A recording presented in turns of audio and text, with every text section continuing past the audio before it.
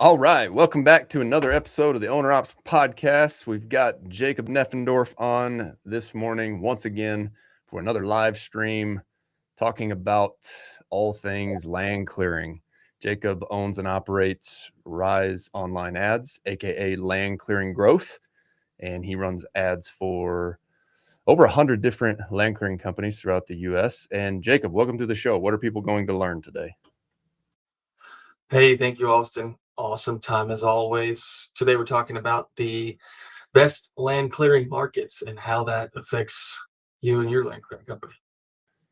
Fantastic. Well, let's dive into it. What are the best land clearing markets in the United States? Wherever you're at, no I'm kidding.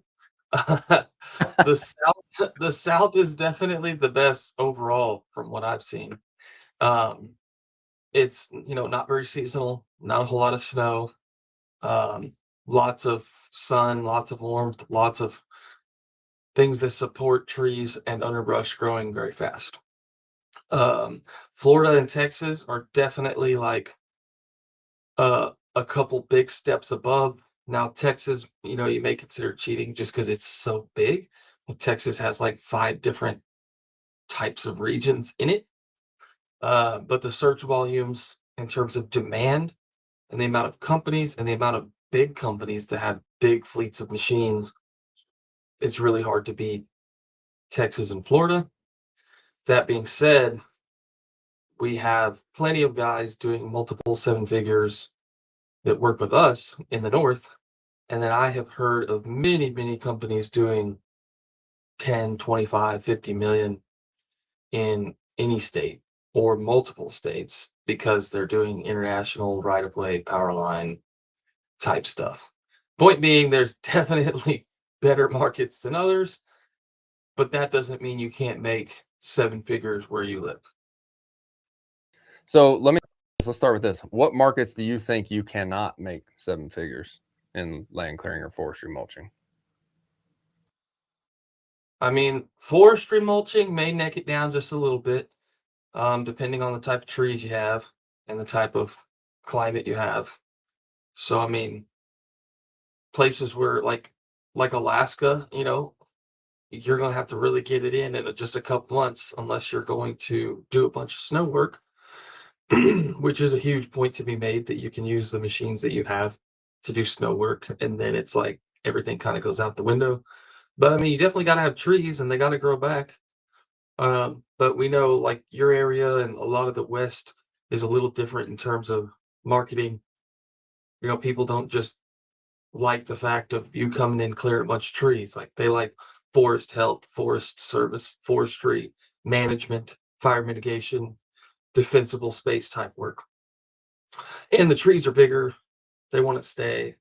Like down in Texas, we have massive invasive species that will just take over a property where you can't even use it, look at it, walk around on it. And I know many other regions are very similar.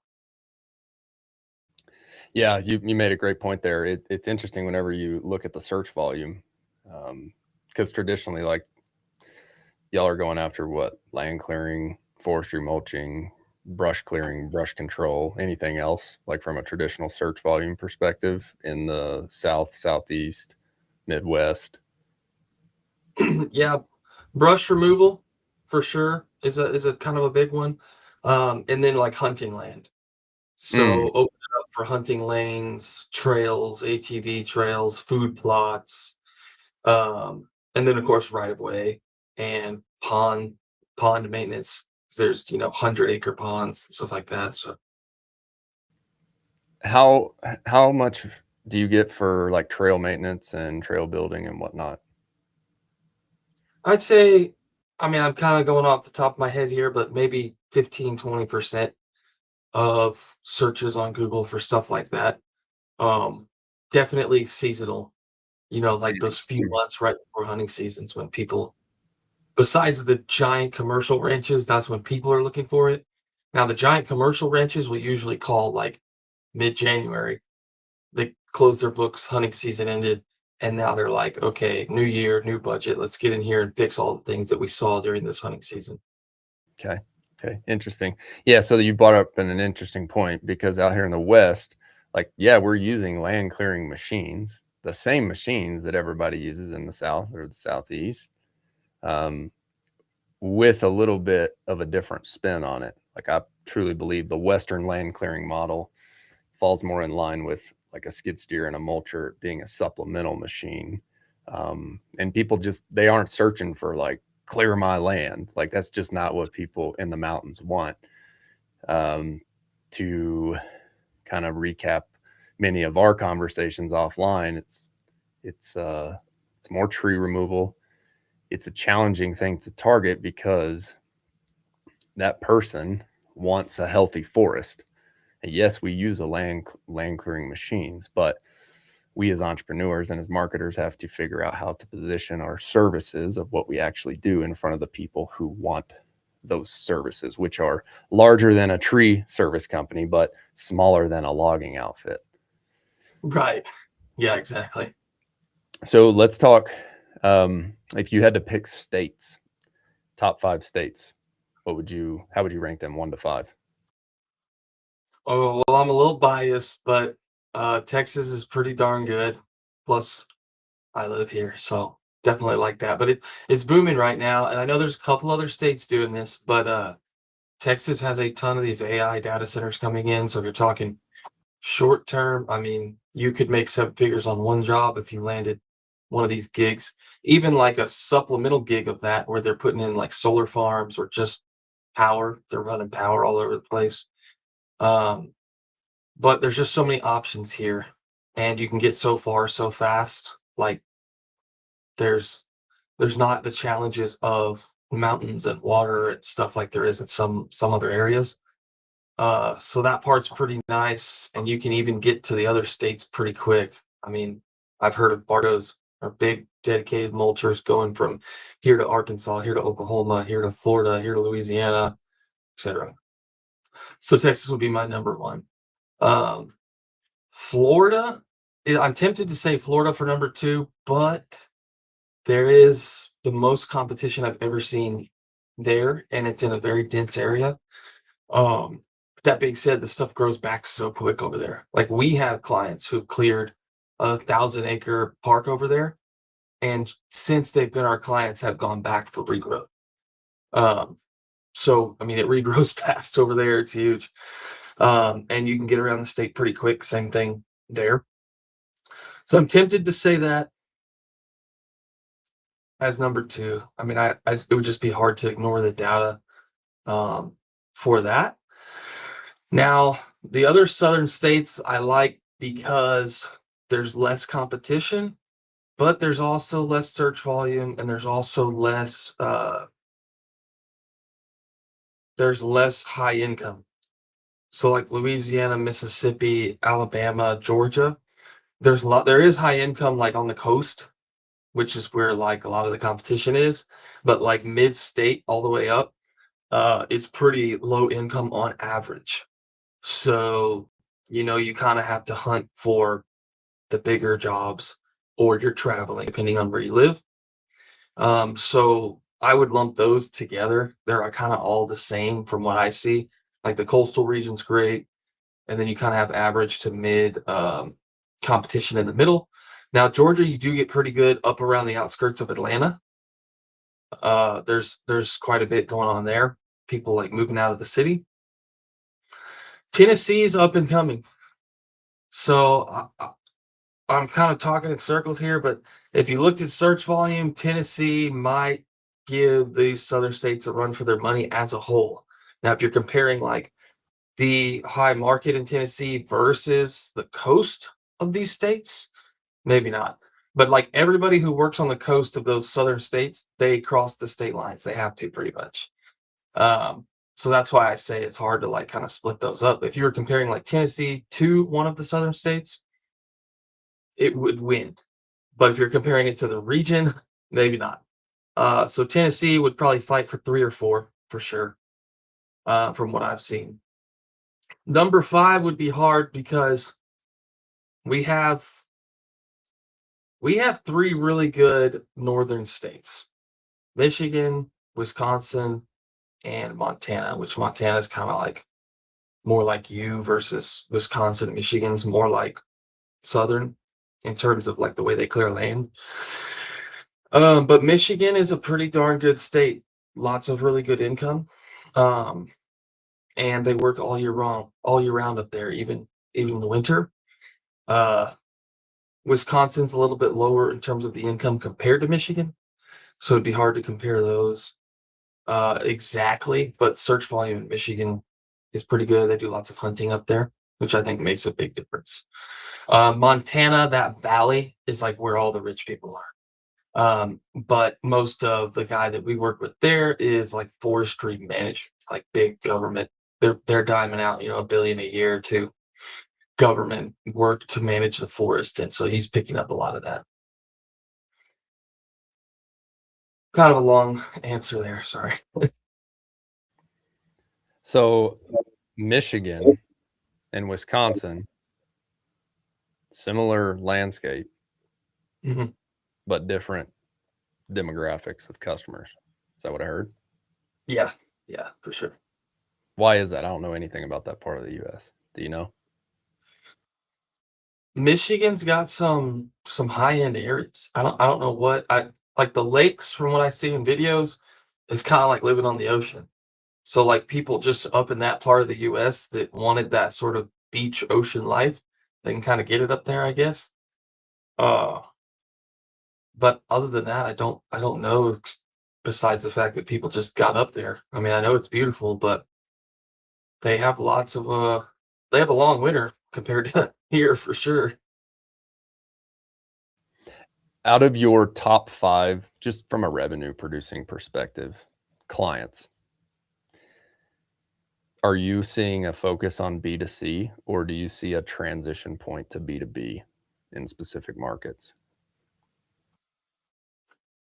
For our clients, it's mostly B2C. Really? Now there are some big ones you could argue are commercial like, big ranch outfits or just just wealthy people with lots of land. But yeah, it's mostly B2C in our world. And in those top 5 markets, what do you see at the top end of average ticket size? Oh man. We have a couple guys who are high volume. They're doing multiple machines, multiple jobs a week kind of thing. But average ticket size for these guys like with the dedicated machines, Tiger Cats and Barcodes, I mean you're 25, 30,000 plus easily. With multiple six-figure tickets. I mean every year, every quarter. That's just kind of how you almost kind of have to be there when you're there. Otherwise, it just doesn't make sense for the machines. That's something we should talk about right there. And I think we can talk about it in multiple different models. I'm interested to get your feedback here. But from what you know about the larger dedicated machines, what's the lowest ticket size that it makes sense for that person to mobilize to? 3,000 plus 3,000. Oh, okay. That's not the ticket. Sorry. Yeah. 3,000 a day plus mobilization, which most guys are creeping up to like 3,500 to even 5,000 now. But they're usually looking for 5 acres plus. So, because then that means the machine can at least be there for a week. Because moving these machines is expensive, even if you own the truck or you don't. Yeah. Um, so yeah, 5 acres, 3,000. So probably about 15,000. 15,000 minimum. Yeah, Yeah. yeah, that's probably gonna be it. Unless the only way I see they'll skirt around that is, well, one, if they have a smaller machine in their fleet, but also like neighbors. Like, hey, if I can drive the machine over to your property, it's like a couple miles away versus having to load it back up on the low boy. Uh, they may skirt a $10,000 job or something. Yeah. And look, if there are operators listening to this, which I'm sure the bulk of you are, you understand that mobilization is very expensive to move these pieces of equipment around, and it will get you fast if you don't keep a close tab on it. And if there are any potential customers of land clearing services listening, that's the absolute truth, right? When a land clearing operator says, "Hey, I can get you," or there's 3 neighbors close to each other, like we can work together here on the mobilization. Like that's the absolute honest truth because of how expensive it is to move this big heavy equipment around. It's a big reason why we've chosen to stay in the niche that we're in the Western United States, because we have equipment that we can haul around with our 550. Hmm. Once we step up into that, that dedicated track Tiger Cat self-leveling machine like your boy has up there, like I think that's a good move for his stuff. And he and I have had multiple conversations offline. And there are contracts for those machines, right? If you got it, you're going to keep it going. Yeah. But to move that down to the residential niche, it doesn't make sense to move that from job A to job B when they're 10 miles apart or 5 miles apart, right? There's too much coordination that goes on to it. And so, yeah, out here in the West, it's like there's a very clear delineation in my mind. You're either a tree service and you focus on pure play residential, like small removal jobs, or you step into the mitigation work, which is what we do. And you have skid steer, forestry mulcher, track chipper, mini excavator, log grapple, and you are very, very efficient at the 2 to 35 acre plots. But once you get above 35 and you get into these larger timber stands, you're like, man, we really, in order to be efficient at this, and we run into this on our higher end or larger size properties, it's like we need logging equipment to be efficient at this. But it doesn't make sense for us to make that step into that equipment because of the niche we've carved out here. And I'm curious from your experience here, more on the pure land clearing model, like where are those clear breaks when it goes from like skid steers and mulchers to I'm stepping up into dedicated machines? I love this question because I just put out a bunch of videos about guys making this decision too early. And I don't know what it is, but my suspicion is you look at that machine in person and you're like, holy cow, I need this. Like the temptation's just got to be insane. And I mean, I could see myself, if I went to one of these places where they got, and it's not like they're just sitting everywhere. You don't just drive on the highway and see these things sitting out there like skid steers. I mean, they're just not abundant like that all over the place. So if you get where you're in front of one, I could just imagine it's like, yeah, I need this. But then when you see the efficiency of what it can do in a day versus what you can do in 2 or 3 days, if you're, running a skid steer mulcher, it's like it kind of feels like a no-brainer right out the gate. But then once you realize it's kind of like going from a gas truck to a diesel truck, it's like, yeah, you have all these benefits, holds its value better, all this stuff, but it's like it's $1,000 every time something goes wrong. It's literally got more oil, more transmission fluid, more coolant, more filters, more lug nuts. It's heavier. The tools all have to be bigger. I mean, there's just all insurance goes up.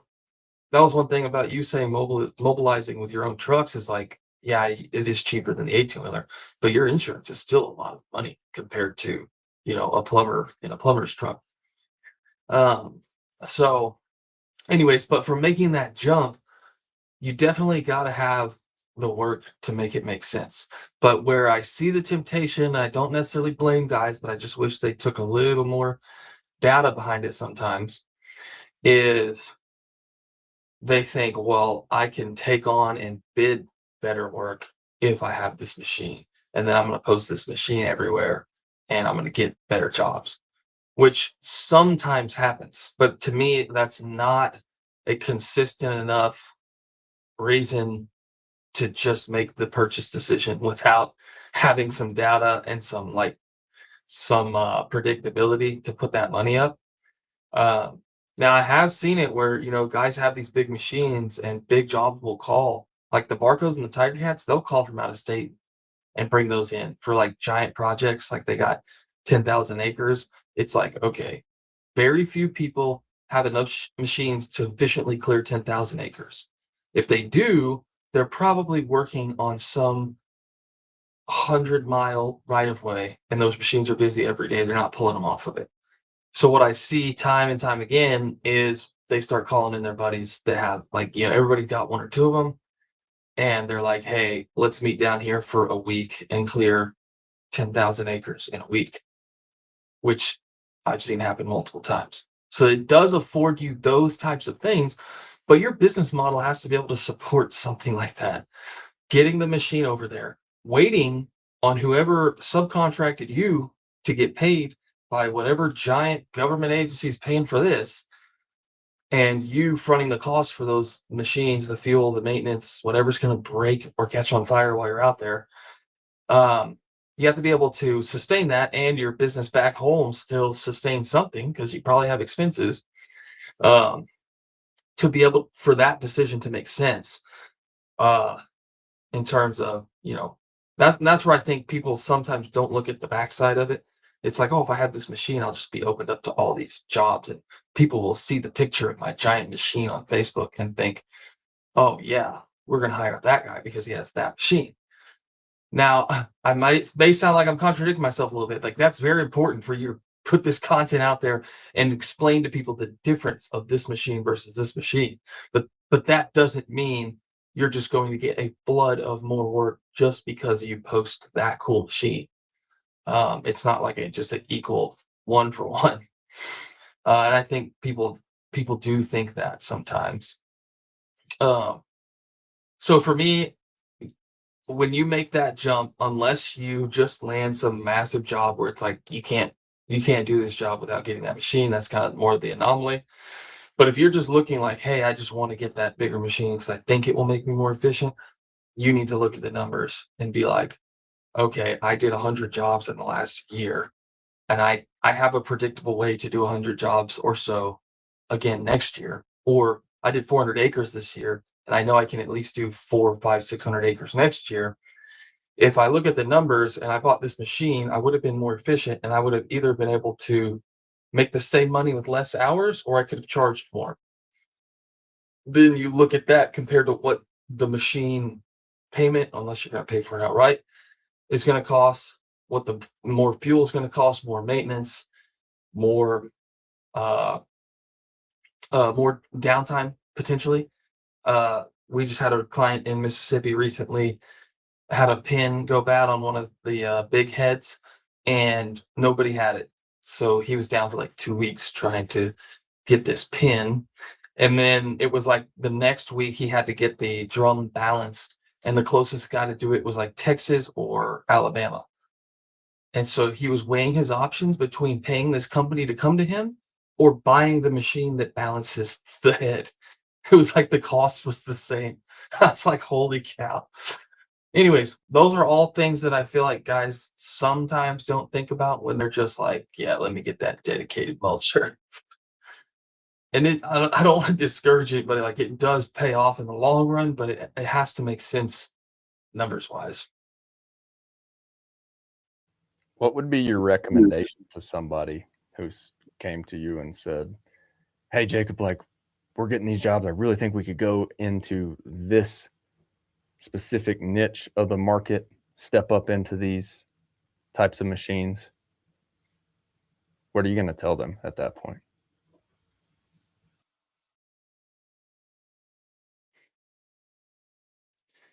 One thing I always caution people on, because I've seen the negative side of this, is if you jump up a little too quick and you're like, I'm a big dog now. I only get big jobs. I got these big machines.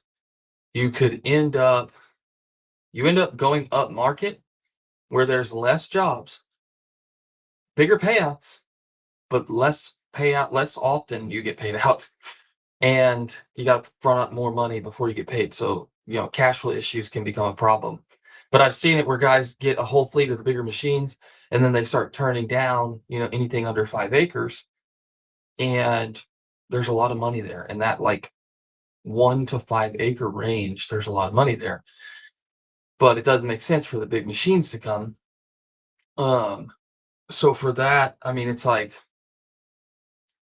you have to really be you have to really be careful on what you're doing. You're like cutting off a leg of your business, and a cash flow leg of your business because those 1 to 5 acre jobs, especially if you have 2 machines, you can come in and knock that out in a day or two, get paid, and go on to the next one.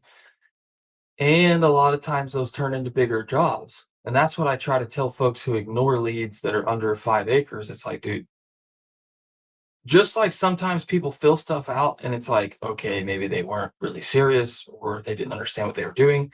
The same thing happens. Sometimes people put in like 1 acre and they really have 100 acres. Like you still need to talk to these leads.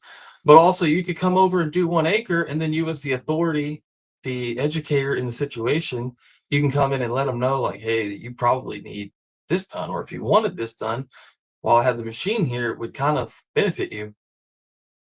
And you can end up turning those smaller jobs into big jobs. So I would say just don't pigeonhole yourself by getting into only big machines too fast. Um, and we haven't really talked about the cons of skid steers and small machines. There's cons there too. There's cons both ways. But I would just say, like, make sure you don't cut yourself short in your market in terms of, what's available. And I know what everyone's going to say is like, well, everyone can go get a skid steer, truck, and trailer. So buying this big machine sets me apart. And it's like, okay, I hear you.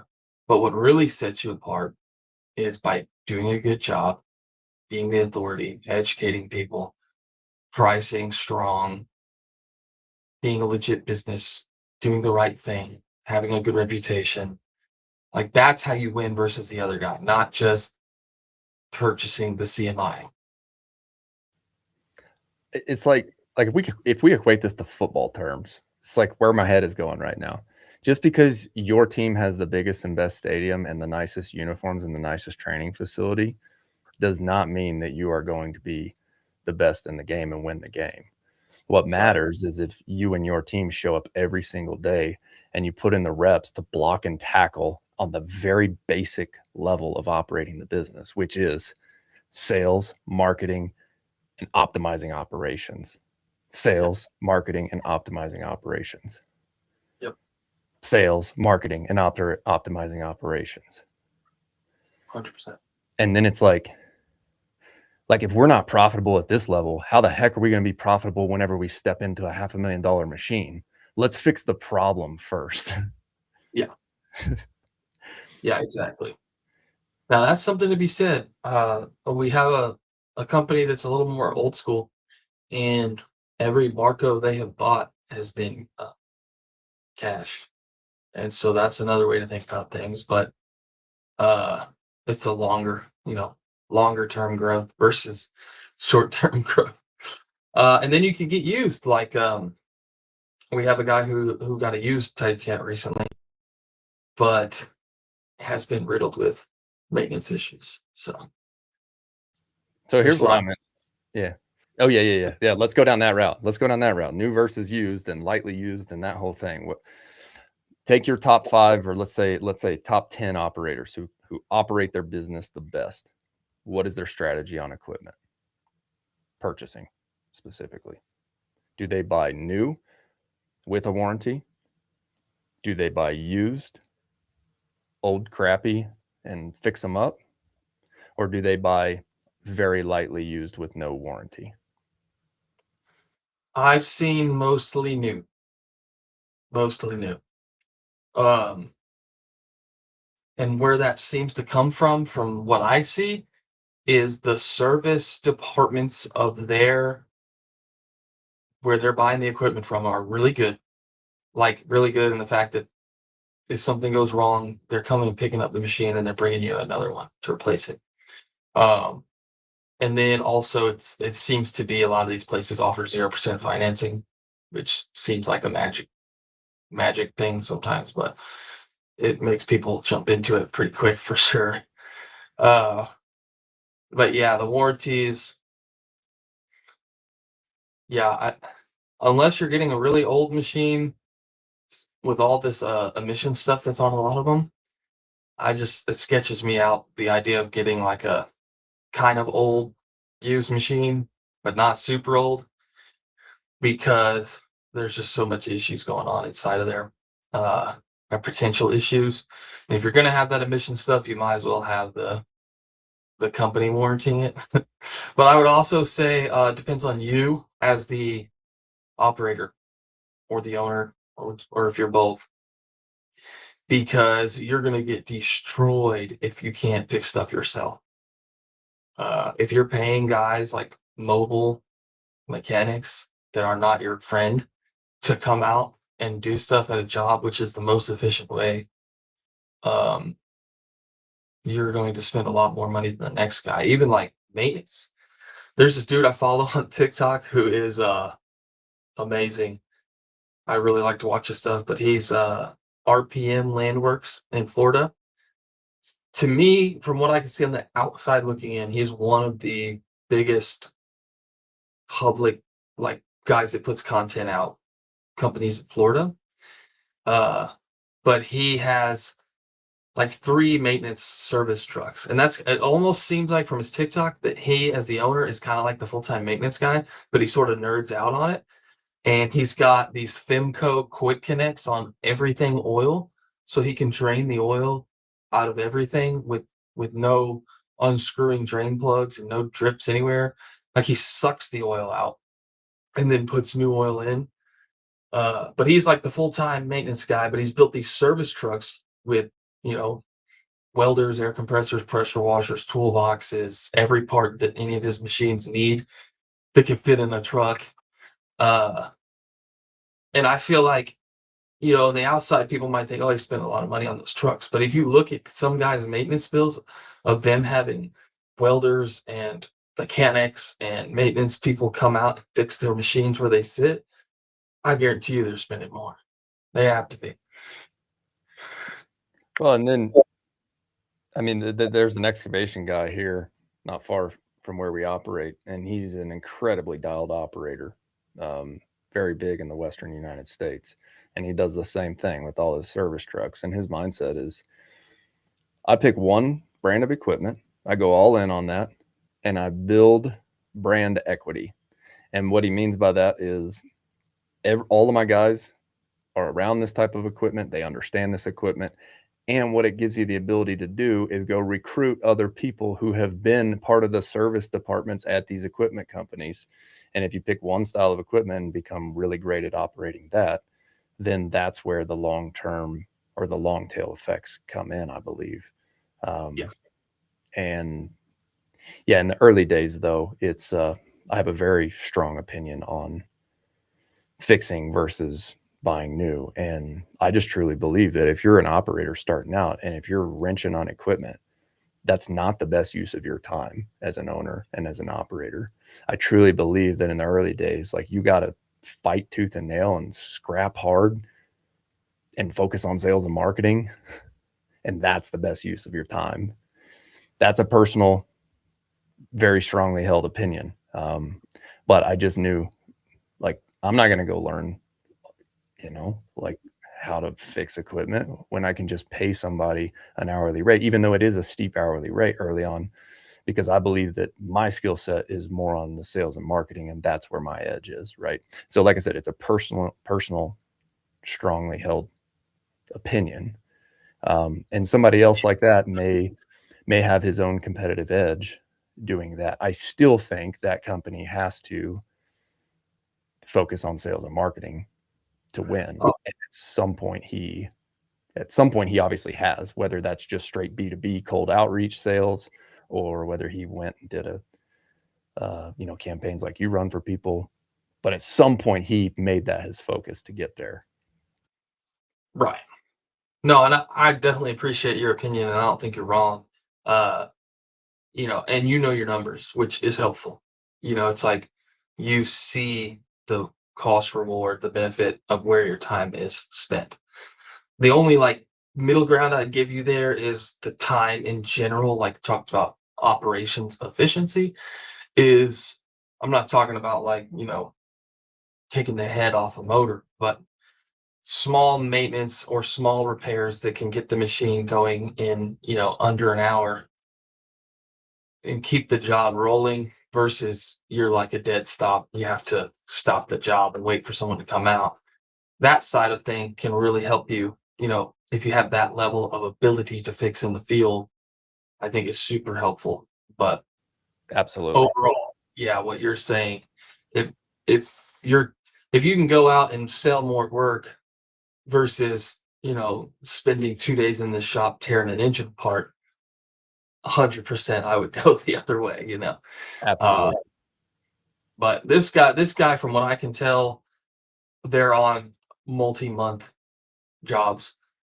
And so for him, keeping the equipment going, like that's where you also got to know your numbers on the other side is, you're doing these big jobs, you see this big ticket, you think you're making a bunch of money. But then if you have tons of downtime versus what you bid and expected, you could end up not making any money in the long term. And it's hard to see it if you're not paying attention close to the numbers. Definitely. And I truly believe that it would be great to have him on the show at some point. We should talk to him.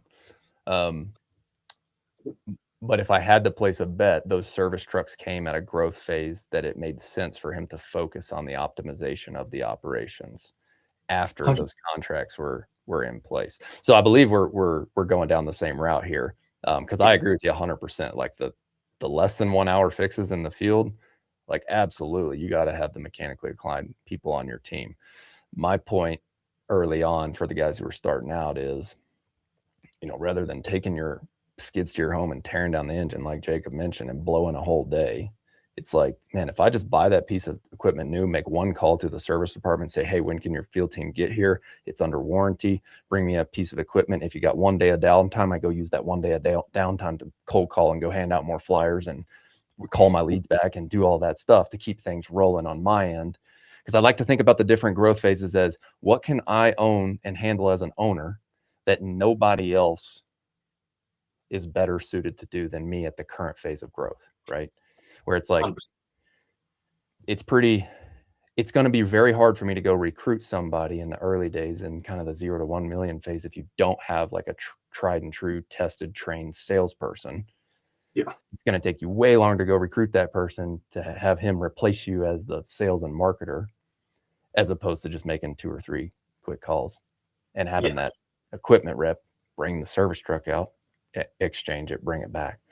And then to your point, I believe that once you get the baseline built up, once you land some of those big contracts, once you get your business model built, then the focus sort of transitions to optimizing the operations. Yeah. Yeah. And that going back to the market thing, that's something to consider if you're trying to pick like there are dudes we've worked with that have just moved. They just literally moved. Um, but your your service department or your dealer should definitely be a part of your market choice if you're making a choice. Um, and then I always say this, like in terms of choosing the machines, from what everybody has told me, like the service department definitely makes a huge difference. Now that doesn't mean like if you have a great service department of the worst machine that there is, that you just go ahead and do that. Like I'm not saying it's black and white, but in terms of choosing a good between two of the better machines, definitely look at the service department. What are some other things to consider whenever you're choosing a market?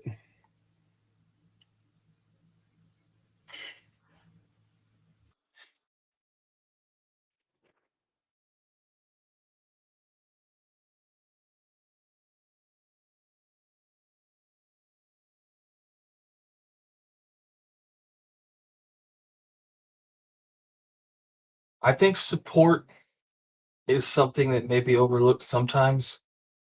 Like I see a lot of guys who have a ton of support, their machine gets stuck and their buddy loads up the machine and comes over and pulls them out versus somebody who has to call in a heavy wrecker and pay them $1,000, $2,000 to pull something out. Um, so having support there, whether that's someone you actually know or you calling ahead to the competition or the people in the area and being like, hey, if I were to start something like this, like how do you do business? Like, are we mortal enemies, or are we here to help each other out to a degree? Um, that would be, one of those kind of funny things to watch for. But definitely like the demand to competition ratio if you're making the choice on your market, because there are some places that have way lower demand, but also have a low enough competition level that that's okay.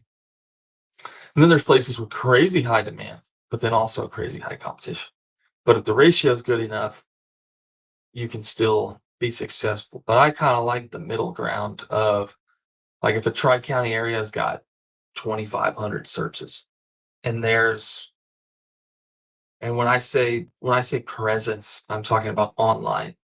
We know every community has somebody with a skid steer that will come over and do some work. But I'm saying like a legit company with insurance, website, Google business profile, getting their name out there, their reputation's available.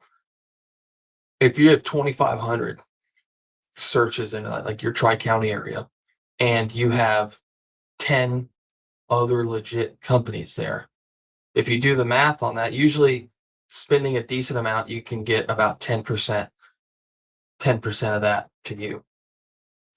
So to me, 10 legit people in an area with 2,500 searches, everybody's going to get 25%, or I'm sorry, 10%, which would be about 250.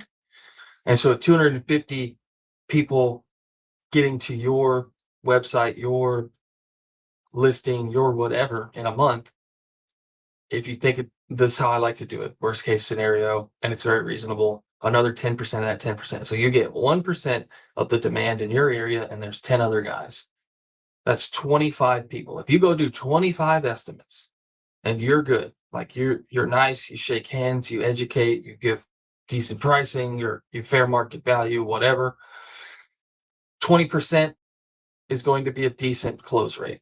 We know, like, y'all are closing way better than that. If you're good at sales, you're going to close more than that. If your marketing, your reputation's good, you're going to close more. So if you can close 20% of 1% of those 2,500 searches in your market, and there's still 10 other guys that are legit out there, then what are we looking at? 5 jobs. 5 jobs. So you're doing 1 job a week. If you're an owner operator, or even have a helper, an employee, a hand crew, whatever, and those are decent jobs, like you got a decent start there. If you can only get 20% of 1% of the demand in a tri-county area. So that's kind of the math I look at, and especially when people start worrying about, oh, I saw this guy start a Facebook ad up. Now everybody's doing it in my area. It's like, bro. So I like that middle ground. Now there's places with 1,000 searches a month, but maybe 3 to 5 legit companies. So the ratio kind of follows. And then there's places with 10,000 searches, but there's 50 legit companies. So that in between, I really like 2,500 searches, 10 companies. And the way my brain really goes is you do better than those 10 companies. And so instead of getting 10%, you get 20%, which is 500. And then instead of 10% of that, you get 20% of that. So now you get 100 leads, and then you close 20% of 100 leads.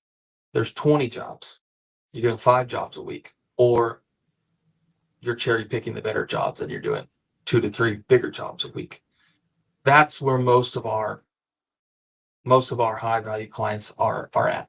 They do better than the competition, so they get a higher than fair market share of the market. And then they do a better job at marketing to those people. They do a better job at sales to those people. And they do a better job at doing the work to those people. And then they get referrals, and it compounds. It's the flywheel. Yeah, exactly.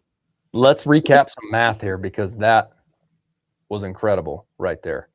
So let's start, though, by defining across the U.S., what would you say for owners and operators of land clearing, forestry, mulching, somebody operating a skid steer with a mulching head on it?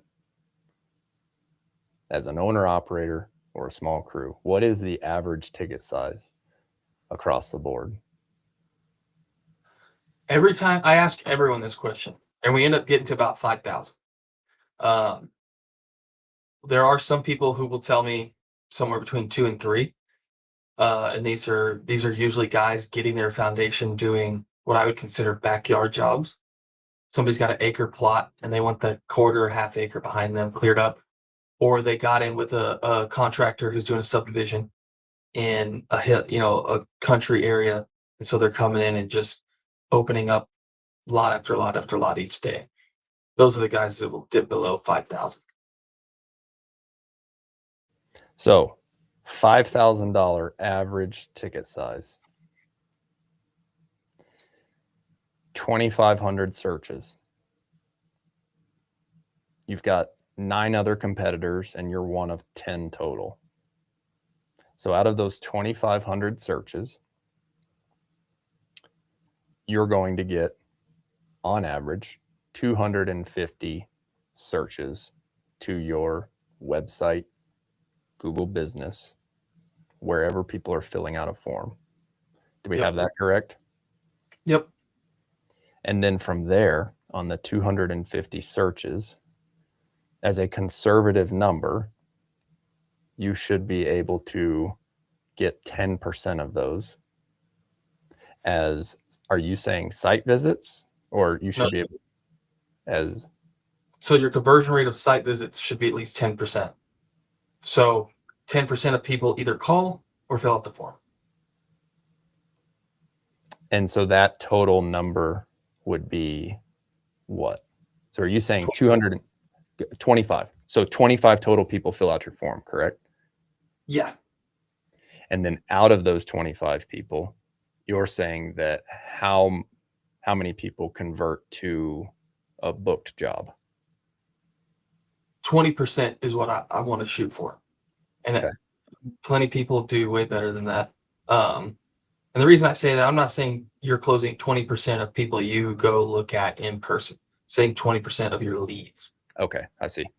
A realistic expectation. And so if you get just 1% of the searches in your area to actually talk to you, and you can close 20% of those people, so you're closing 0.02% of the demand in your area. 5 jobs, $5,000, 25 grand. I mean, you could run a business on that for sure. As a solo owner operator, yeah, absolutely. Yeah. So let's dive into how many places throughout the US, and you don't have to have an exact number. How many places does that Tri-County 2,500 search volume demand exist?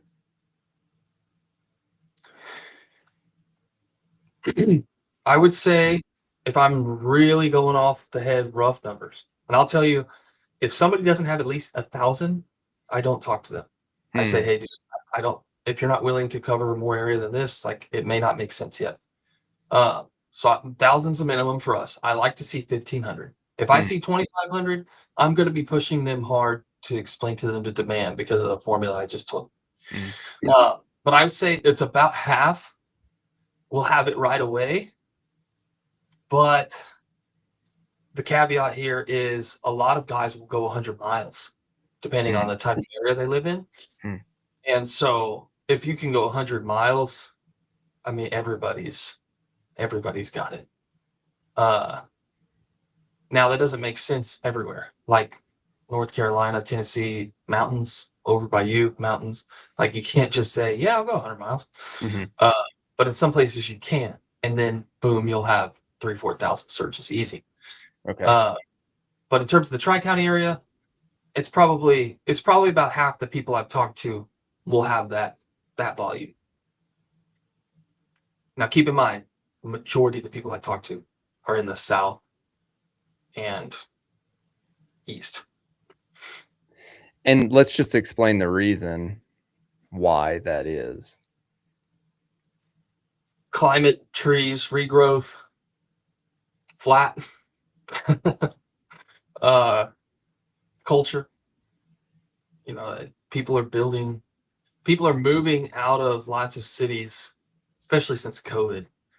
and especially wealthier people, they're moving to these more relaxed, more financially stable areas, and their money goes further in these country, flat, lots of forest areas. Let's recap again what you've stated from an operator's perspective, why those markets make sense.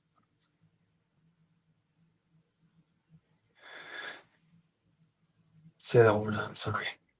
So I'll recap it here. What Jacob said is, like, if you're an operator listening to this, if you're a solo guy, or if you're considering starting out, the reason that this is in demand in the South and Southeast and the East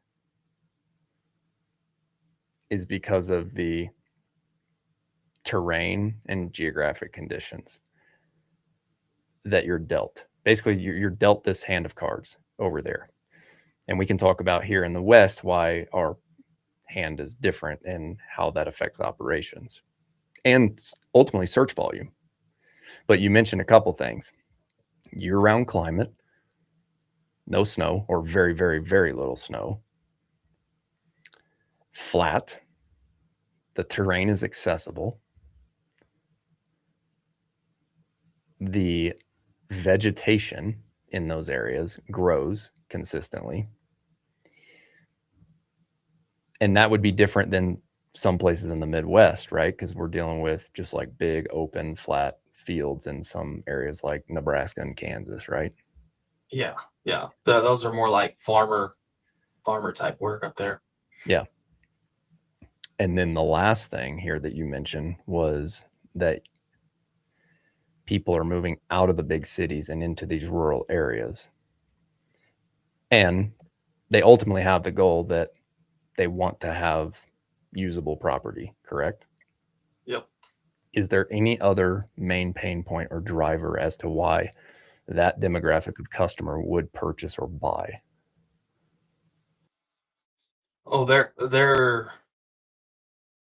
not the person who grew up on this land and they have an old tractor and chainsaws where they're just gonna go cut a trail themselves. Like, they buy this property before they ever see it.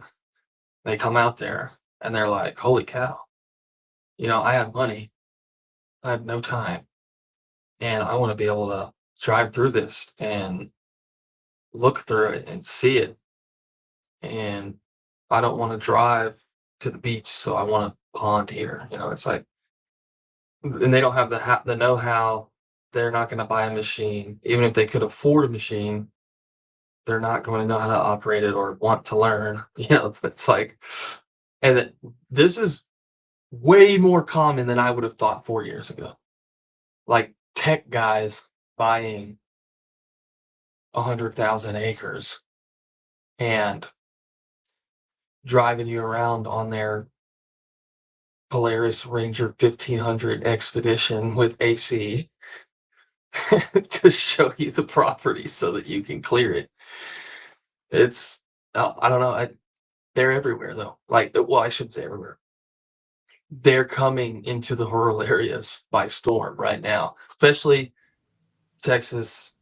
I've heard of this also in Tennessee, North Carolina, Georgia, not as much Alabama and Mississippi, but they're coming within like an hour or two of big airports, basically, and buying up these massive properties and getting 6 figures worth of work done on them every year. And it's a tax write-off for them.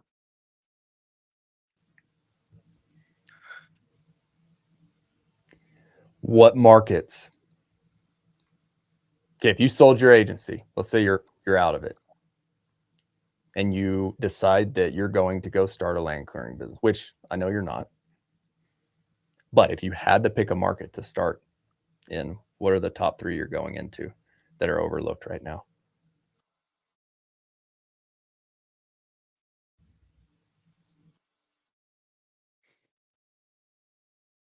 It's hard for me to not be a little biased on Texas just because I get to see it all the time. Okay, you can't do Texas. Okay. That's the other Okay. constraint. There's a good one. Yeah, okay. That's fine.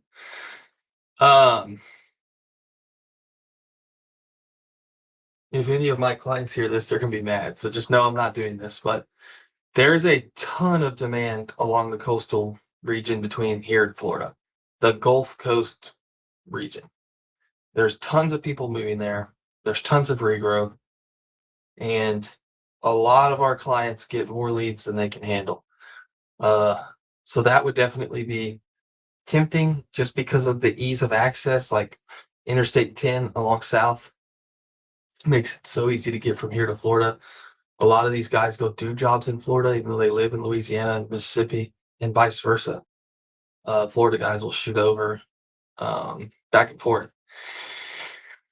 So that would be definitely tempting. Um, Down into Florida, a lot of people don't. A lot of people like Central Florida. It's pretty dense. Lots of stuff going on there. There's a little gap like down in the south, but there's challenges down there just because of the water line and stuff. Um, but there's lots of work to be done down there. Not as many people want to do it. So that and Florida's just kind of neat. So that would be a little tempting. It is pretty humid over there though.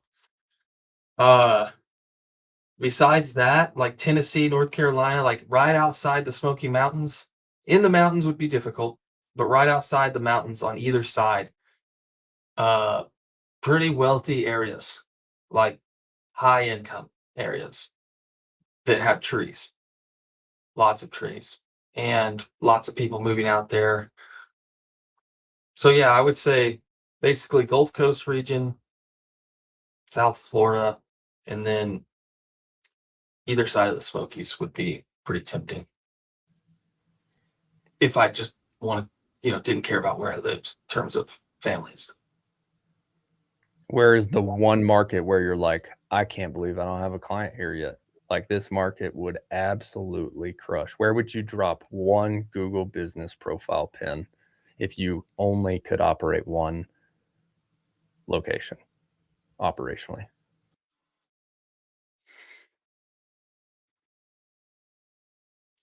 Let me cheat real quick. 'Cause I did think about this the other day. I did the research from my end too, so I have a couple answers. All right. And I'm interested to see where yours goes. I have talked to a couple New York guys, which you would think who's doing it, but the big bulk of New York, like besides the city, there's a lot going on up there. And yeah, and it's very more conservative than I would have imagined, which I'm not trying to talk politics, it's just conservative people generally are more inclined to do this type of work on their property. As in they're cool with you bringing big diesel powered machines that just mulch crap up and throw it everywhere. Exactly. Yeah. That's why we can't target land clearing in the West right there. Yes. That's a big one. And there's a hint for you Western guys there. Don't be running land clearing ads because nobody buys it. Except for the construction guys, but on new construction site prep, it's forest management. Yeah, I think that's what I would have to say. And the little bit of the cheat there is we have worked with one company in New York, and he immediately got more work than he could handle and was trying to figure out how to pause. So that kind of confirmed my suspicion of like, there's a lot more work to be done up here than people realize. The only other people I've talked to in New York, they owned huge fleets of machinery because they spent the last 2 decades cleaning up New York City from tragic issues and demolition. And now they have all this machinery. They're done working in the city and they want to move these insane machines out and just develop huge properties. But they didn't really have the same mindset as, an owner operator trying to get some more leads. Yeah. But I think there's a huge market up there for sure. But you'd have to bootstrap it a little bit, like, because it's not like down here where they see the machines everywhere and they realize they can just hire a guy to come open up this property. it would be like trying to start forestry mulching in the South 20 years ago. You would really have to like educate people on what it is and why they need it. Let's save that topic for a next conversation here. We're at the top of the hour, but we will talk about riding the wave versus pioneering markets and the difference between that in a future episode. Jacob and I are going to be doing weekly Friday live streams, 7 a.m. Mountain Time, 8 a.m. Central. We're going to be talking all land clearing. Jacob's got a really cool topic list for us in the next, what do we say, 8 or 12 weeks upcoming? We said 8, right? 8 weeks. Yep. Yeah, so for the next 8 weeks, jump on Friday mornings. We'll be live on YouTube. Jacob's live on TikTok right now. I believe I'm streaming over to X. So anybody in there, tune in Friday mornings. Bring your questions. We're a couple minutes over the top of the hour. Jacob and I are going to just riff on land clearing topics. I'll riff from the operation side. Jacob will riff from the growth side. And anybody who has questions, we will make time to answer here at the end. As a new guy, new business, is posting regularly to Facebook and Instagram the best way to generate leads, or should I pay for ads right out of the gate before I'm even turning revenue? I have thoughts on this, but Jacob, go ahead and go first. Yeah, I mean, I would definitely want to know. It's a good question. I would definitely want to know if you had capital to spare to answer this question fully, but also I would split that and say posting to Facebook and Instagram and anywhere else is not an if, it's a must. You must do that. Content is becoming a business's reputation. You need to be posting every day, you talking, machines working, education, talking about trees, talking about properties, talking about you, talking about your family, everything. People need to be able to learn about who you are and trust you on the call or on your social media. So just go ahead and do that. If you don't have like before and afters and stuff, my recommendation is always to do free work for friends and family. Get review. Even if you could get one good case study and review, that will be way better than anything else. So yeah, post as much as you can. I think I would need a little more information before I say like, yeah, go ahead and pay for ads. Because you need to have the right content, you need to have the right know-how, you need to have, because you could waste a lot of money really quick is the problem. But your area, how big of an area should I aim right in the beginning? I'm right below Atlanta. I know exactly that area. It's an amazing area. Like you'll do fine. The last, we have one client there. The client I had previously to that was with us for years and has since paused with us because he just has more work than he could ever do. And he's just was ignoring the leads. And now he just calls every couple months for us to run a hiring ad because that's his constraint now. Here in a great area. But yeah, you could waste a lot of money on ads really quick. So it's hard for me to just say yes. But the kind of quick hack is if you post a lot, your posts that do the best related to your services, those are the ones you would push to ads eventually.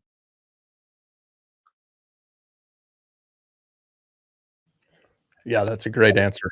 I like to think about this when you're starting out. What can you do for free that doesn't cost you any money? And do those things regardless, because even if you go run ads or even if you go hire an agency at some point, you still have to have those assets ready to roll. And so I always like to think of in sequential order from an operator's perspective. What can I do right now that's going to go to work for me in the background while I go to work? And so that those things specifically are, first and foremost, I need a Google business profile. And if you don't have a Google business profile, you should absolutely go get one and get one verified at a location listing. There are plenty of free resources out there for how to get one verified. It's way harder to do it from a location perspective than it is from a service area perspective. But those who pick the harder path usually get the better results. And so 10x. Yeah, please verify this from your end. But everything I've seen, everybody I've talked to says location listing will outrank a service area business profile 9 times out of 10. Yeah, number one is address. You need to have the address on there. 10x. You need to have the address on there.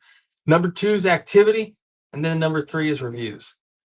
Now, that doesn't mean number 3 is not important. but like if you have 10 reviews, you will be in the top 1% of land clearing companies in the US. So just you probably have 10 family members, have them give you a review. Like I know some people don't like that, but go do something for them if you feel morally bound to that, and then have them give you a review. Get 10 reviews, have your address on there and verified, and post to it like social media. So if you're putting a Facebook post, post to the Google Business profile. They like activity. Reviews are so important. And I said this yesterday in our school group that if I'm starting a new business, I'm going to get the first 10 reviews and I'm prioritizing the reviews over profit on those first 10. I'm literally going to go do the first 10, even if I have to do the first 10 jobs for free.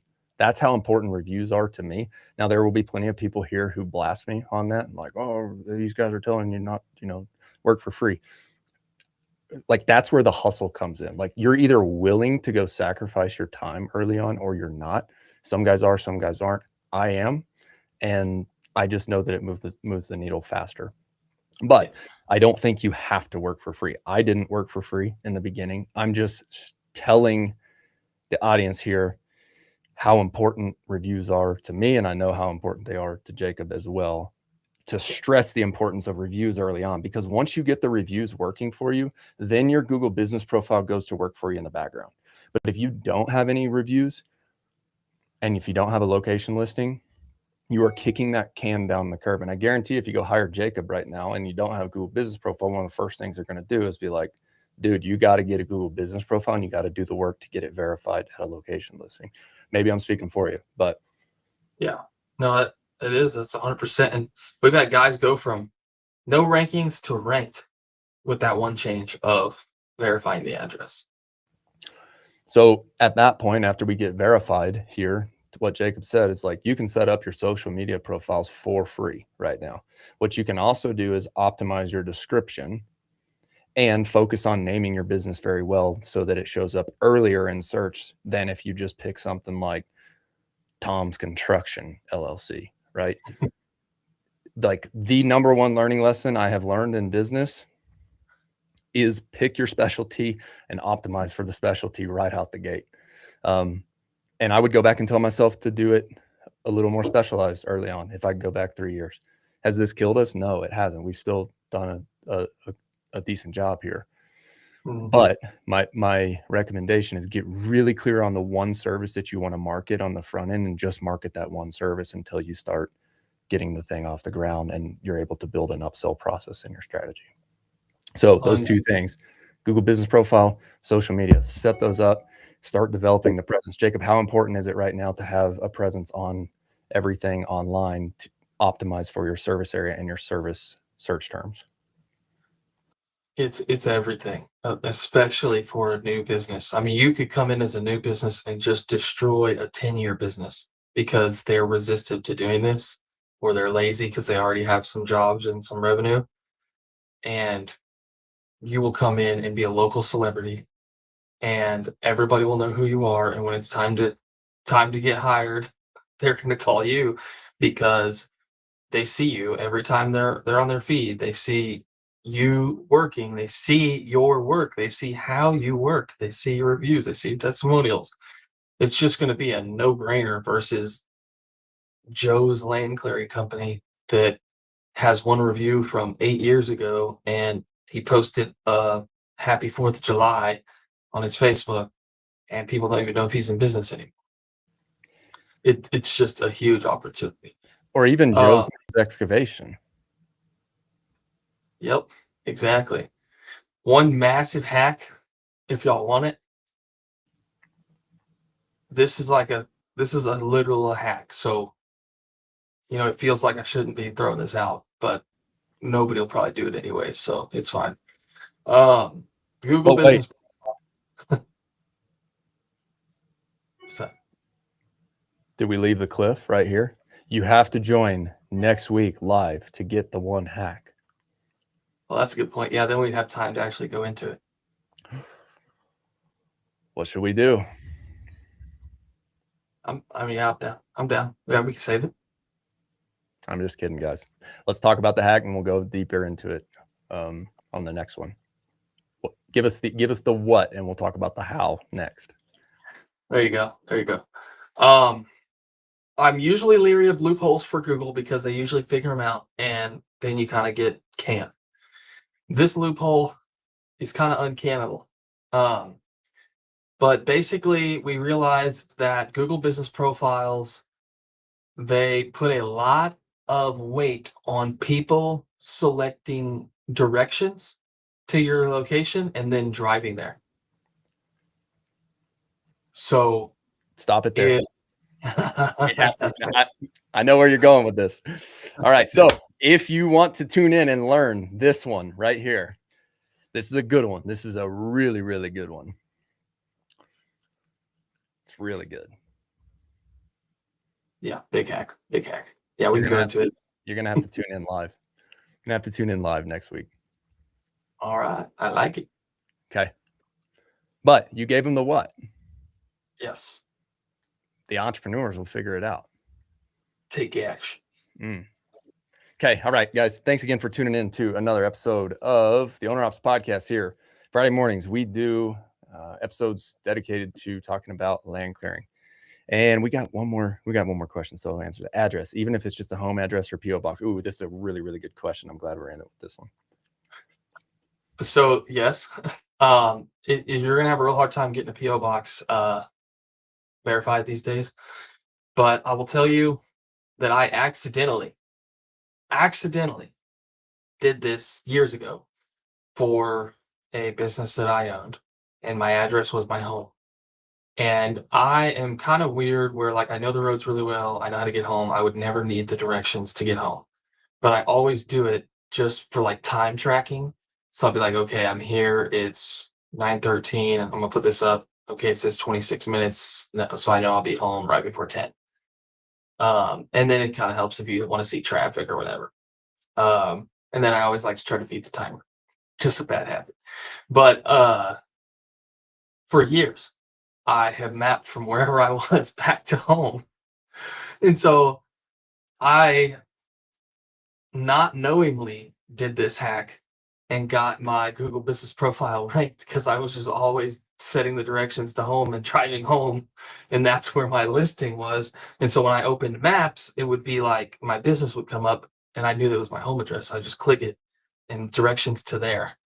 And yeah, now I'm starting to learn that that is way more of a thing across the board. And it's actually a very good strategy to get you ranked. So I believe he was asking my address. Should I get a home address or a PO box? Oh, okay. Yeah. Jacob just gave you the sauce. Sorry, we can go more. There's more to it. There's more to that strategy.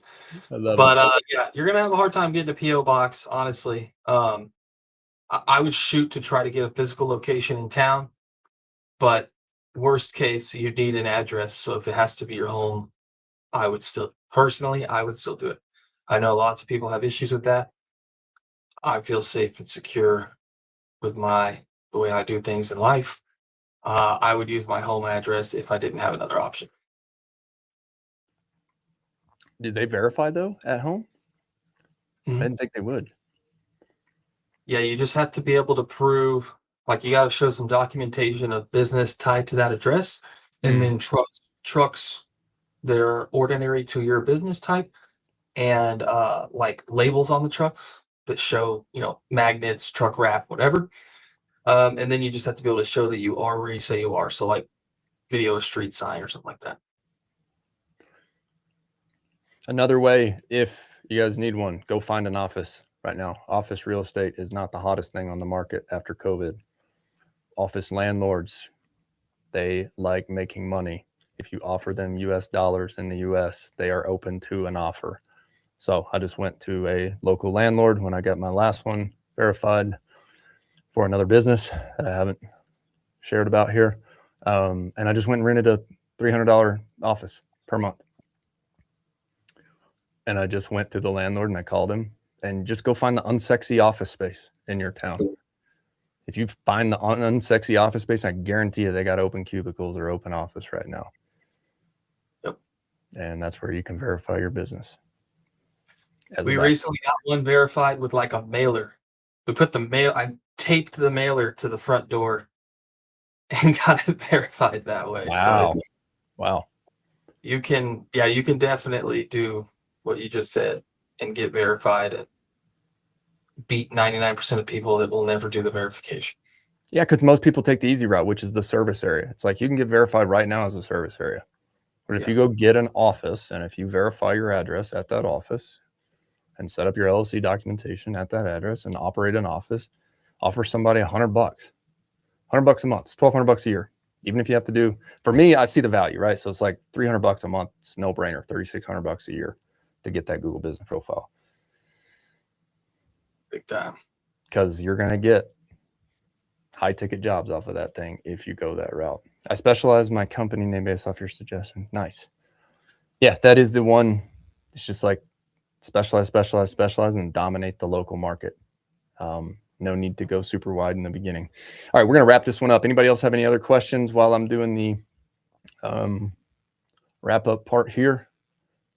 If you do, post those in the chat. And if we miss it, join us next week, Friday morning, 7 a.m. Mountain Time, 8 a.m. Central. Jacob and I will be talking all things land clearing. Do you remember what the topic is for next week? Off the top of your head? I can look in just a few seconds. Topic for next week is going to be. I can just picture like CapCut right now, like dum, dum, dum. Week 1, as we wrote it in this document, was from one machine to booked solid, fixing your lead flow. That'll be a good one. We'll start with Google Business Profile. Start diving down the rabbit hole here. How to get leads and how to fix it, how to get qualified jobs and how to book the jobs. So if you want to learn about that specific to land clearing, forestry, mulching, jump on next Friday, 7 a.m. Mountain, 8 a.m. Central. We'll see y'all there. Don't forget, work hard, do your best, never settle for less. And do not forget, we got a free school group for you guys who are starting out, school.com/ownerops, SKOOL.com/